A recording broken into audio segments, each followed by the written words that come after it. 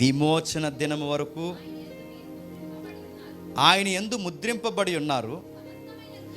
సమస్తమైన ద్వేషము, కోపము, చూసారా కేటగిరీలు ఇస్తున్నాడు. సమస్తమైన ద్వేషం వస్తుంది, కోపం వస్తుంది, క్రోధము, అల్లరి, దూషణ, సకలమైన దుష్టత్వం, వీటిని విసర్జించండి.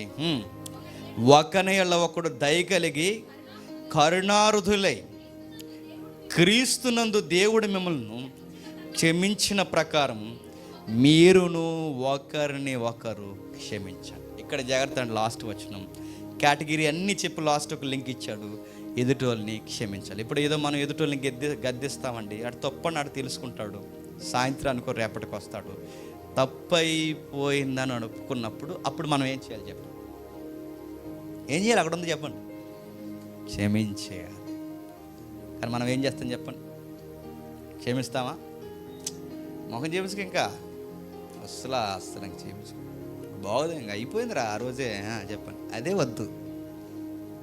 మళ్ళీ నేను చెప్పిన ఒక మాట, నేను చెప్పిన ప్రేయర్లో ఒక రోజు నాకు తుల్లు మరి మెలకు వచ్చిందండి. నిజంగా మీరు కూడా ఒకవేళ మీద ఎక్స్పీరియన్స్ ఉంటే మీరు కూడా దేవుని చెప్పుకోండి. నన్ను వ్యతిరేకించిన వాళ్ళు మనల్ని వ్యతిరేకించిన వాళ్ళు ఎక్కడ దగ్గర కనబడతారు? ఏ ఫంక్షన్లోనో దేవుడే చూపిస్తాడు. వాళ్ళని మన ఎదురుగానే కూర్చుంటారు భోజనం బాల్లో, చూపిస్తాడు దేవుడు. అలా వ్యతిరేకంగా ఆ రోజు వస్తారు మనకి. ఆ రోజు దేవుడు మనతో లోపల ఉండే ఆత్మ మాట్లాడుతుంది, పరిశుద్ధాత్మ మనకు చెప్తుంటాడు, వెళ్ళి పలకరించి, నువ్వే పలకరించి. లోపల దురాత్మ కూడా ఎవడో సలహా ఇస్తాడు, నువ్వు తగ్గిది వాళ్ళని రా అని. ఆ పక్కన ఎవడో ఉంటాడు, మళ్ళీ ఆత్మ ఉంది, వాళ్ళు ఇంకో ఆత్మ ఉంది, ఆడు చెప్తుంటాడు. కానీ మనకి పరిశుద్ధాత్మ లోబడం అయితే ఏ విషయాలు ఎత్తకుండా వాడికి చేతుల్లో చేయబెట్టి, బాగున్నారా, చలకలమైంది, అంతా ఓకేనా? నిజంగా సీన్ జరిగిందండి, అయిపోయింది, ఇంటికి వచ్చేస్తాం. విషయం ఏంటి తెలుసా? మాట్లాడేసాం, క్షమించేసుకున్నాం, ఇంటికి వచ్చేసాం. కానీ మళ్ళీ నైట్ మనకు గుర్తొస్తుంది. ఆ పాత విషయాలు మనకి ఏం చేసాడు అవన్నీ గుర్తొస్తాయి. నేను అడుగుతున్నాను, మళ్ళీ ఆ పాత విషయాలు నీకు గుర్తొస్తున్నాయంటే నువ్వు క్షమించావా? క్షమించలేదు ఇంకా. నువ్వు ఎదుటోళ్ళని క్షమించకపోతే నేను మళ్ళీ చెప్తున్నాను, నువ్వు పరిశుద్ధాత్మని దుఃఖపరుస్తావు. ఎదుటోళ్ళు మనం గద్దించినప్పుడు వాళ్ళు ఏదో ఒక రోజు అడుగుతారు, వాళ్ళు వచ్చి అడిగినప్పుడు మనం క్షమించాలి. మనం వెళ్ళి పలకరించినప్పుడు నేను చెప్తున్నాను, గౌరవంగా ఉంటుందండి. వాళ్ళు మనం పలకరించకపోయినా మనం పలకరిస్తే మనం లోకం దృష్టిలో తక్కువైపోతామేమో, కానీ దేవుని దృష్టిలో శబాస్ అనుకుంటాడు. అలాగే ఉంది. ఆ రోజు అక్కడితో ఆ విషయాన్ని విడిచిపెట్టేయాలి. నైట్ ప్రేయర్లో మనం ప్రేయర్ చేసి మనశ్శాంతికి పడిపోవాలి. మనకు మళ్ళీ దరిద్రం ఏంటి చెప్పినా, ఆ రోజు ఆడు అలా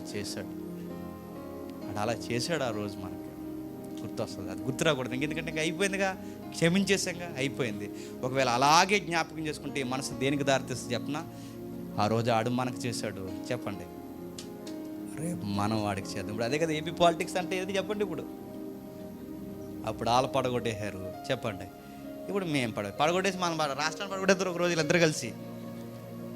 వాళ్ళు పడగొట్టే మనం కట్టేవాళ్ళు లేరు, పడగొట్టేసే వాళ్ళు ఎక్కువైపోయారు. వాళ్ళు పడగొట్టేశారు, ఇప్పుడు వీళ్ళు నేను అడుగుతున్నాను, ఇవే రాష్ట్రాన్నైనా పాడు చేస్తాయి, మనల్నైనా పాడు చేస్తాయి, కాపురాలను పాడు చేస్తాయి. అందుకే ఎదుటి వాళ్ళని క్షమించాలి. పరిశుద్ధాత్మను దుఃఖపెట్టుకు, ఎక్కువ కోప్పడకు, ధ్యాసానికి గురవుకు, క్రోధానికి గురవుకు, అల్లరగా చేయకు, దుష్టత్వానికి లోనవుకు. ఏదో ఒక రోజు ఆడొచ్చి సారీరా అన్నప్పుడు, సర్లేరా నేను ఆ రోజే దేవునికి వదిలేశానని హుందాగా ఒక మాట చెప్పు, వదిలే. ఎందుకంటే మనం దేవుళ్ళకి వచ్చిన తర్వాత ఇంకెంతగా మనం ఇవన్నీ జ్ఞాపకం పెట్టుకోకూడదురా, మన పాత మనసులు చచ్చిపోయారా, వదిలే ఆ విషయాలని వదిలే అన్నప్పుడు అది ఎంత హెల్దీ లవ్ ఉంటుంది చెప్పండి. బాగుంటుంది. నీకు షుగర్ కంట్రోల్లో ఉంటుంది, చెప్పండి, అడిగి షుగర్ కంట్రోల్లో ఉంటుంది, బీపీలు అన్నీ బాగుంటాయి, హెల్దీగా ఉంటాం, ముఖంలో గ్లో వస్తుంది, బాగుంటాం. సీరియస్గా మనం నిద్రపోకుండా అడుగుని సీరియస్గా ఆలోచిస్తుంటే కళ్ళ కింద లొట్టలు వస్తాయి, బ్లాక్ వస్తుంది, ముక్కులు వంకర పోతాయి, రకరకాలుగా ఉంటాం, బ్యూటీ పోతుంది. అందుకే హెల్దీగా ఉండండి. ఏదైనా గొడవ జరిగిందాక ఆ రోజంతా కోపంగా ఉండండి, సీరియస్గా ఇటు కోపంగా ఉండండి.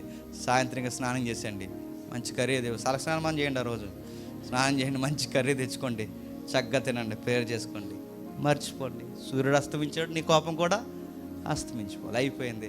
వాళ్ళు మర్చిపోరు, ఎప్పుడో వస్తారు, మనం అన్నీ మర్చిపోతాం. ఏదో రోజు కనబడతారు, పలకరించేస్తాం.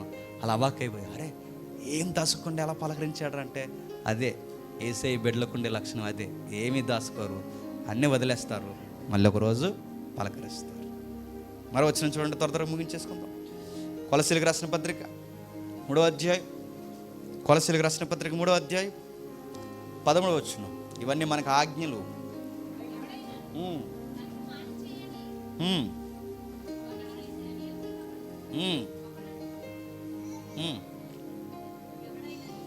ఎవడైనాను తనకు హాని చేసినని ఒకడు అనుకొని ఎడల ఒకరిని ఒకడు సహించుచు ఒకరిని ఒకడు క్షమించుడి. ఒకడిని ఒకడు ఏం చేయాలి?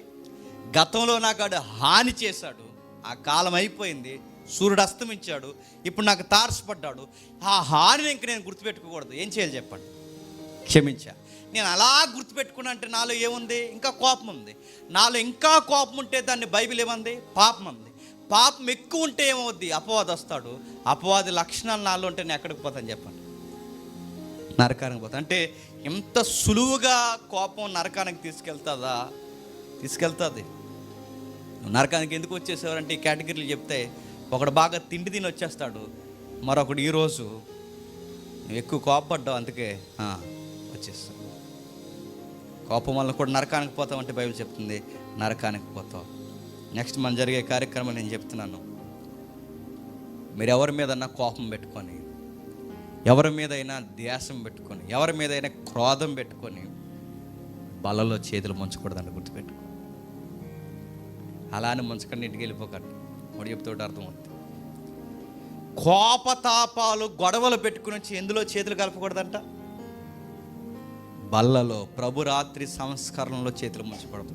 ఎందుకంటే మీలో కక్షలు కలహాలు ఉండగా మీరు ప్రభురాత్రి భోజనం తీసుకుంటకు మీకు అర్హత లేదన్నాడు పౌలు. ఎదుటి వాళ్ళని క్షమించకుండా వచ్చి ప్రభురాత్రి భోజనం తీసుకుని, దేవా నన్ను క్షమించండి నువ్వు ఎలా అడుగుతున్నావు? నువ్వు ఇతరులను క్షమించలేకపోతే దేవుడు నిన్ను క్షమించడు. అయిపోయింది, బాగుండరా అని చెప్పావు, వాడికి ఎక్కలేదు, వదిలే. దేవుడికి నువ్వు గుణపరచాలని చూస్తే వాడు గుణపడలేదు. దేవుడు ఎలా గుణపరచాలో వాడిని అలా గుణపరుస్తాడు. నువ్వు మాత్రం ఫైర్ అవ్వకు, వదిలే. వాడి సహవాసం ప్రమాదమా, కొంచెం దూరంగా ఉండాలి. ఇవన్నీ బైబిల్ మనకు నేర్పిస్తున్న పర్సనాలిటీ డెవలప్మెంట్ అంటారు, వ్యక్తిగత వికాసం అంటారు దీన్ని. ఆధ్యాత్మిక వ్యక్తిగత వికాసం ఇది మనం డెవలప్ చేసుకోవాలి. ఎక్కడ కోపపడాలో, ఎక్కడ కోపపడకూడదో, ఎంత తినాలో, ఎంత తినకూడదో అన్నీ బైబిల్ చెప్తుంది. నెక్స్ట్ వీక్ మనం చూస్తాం, ఫైనాన్స్ విషయాలు కూడా బైబిల్ చెప్తుంది. ధనము కూడా నరకానికి తీసుకెళ్ళిపోతుంది.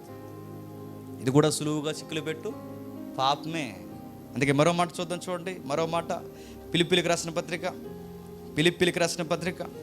4వ అధ్యాయం చివరిగా, ఫిలిప్పీలకు రాసిన పత్రిక 4వ అధ్యాయం, ఫిలిప్పీలకు రాసిన పత్రిక 4వ అధ్యాయం 6-7 వచనాలు. దేనిని గూర్చి నైట్ అంతా చింతపడిపోకు,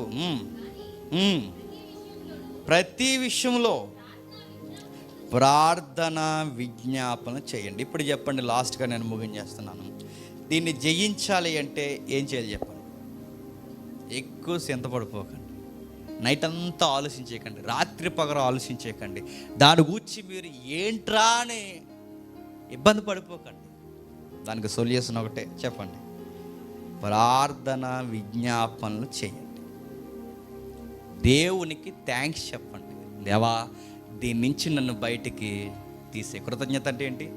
థ్యాంక్స్ మై లార్డ్, ఈ యొక్క బలహీనత నుంచి నన్ను బయటికి తీసే ప్రభా. నాకు ఊరికే నిష్కారణంగా ఎదుటి వాళ్ళ మీద కోపంలో వస్తున్నాయి, ఆ కారణం కూడా నీకు న్యాయపరంగా అనిపించే కోపమేమీ కాదు. నా కారణాలు అంత బాగాలేదు, నాకు చిన్న చిన్న కారణాలకే ఎదుటి వాళ్ళ మీద నేను కోపపడిపోతున్నాను ప్రభా. సరైన కారణం కూడా కాదు, నేను కోపపడిన కారణం నీకు న్యాయమై ఉండాలి. అది న్యాయపరమైన కోపం కాదు ప్రభా, కారణం కాదు ప్రభా. అందుకే నన్ను క్షమించమని అడుగుతున్నాను. నాలో ఈ లక్షణం తీసే ప్రభా అని దేవునికి మనం ఏం చేయాలి చెప్పండి?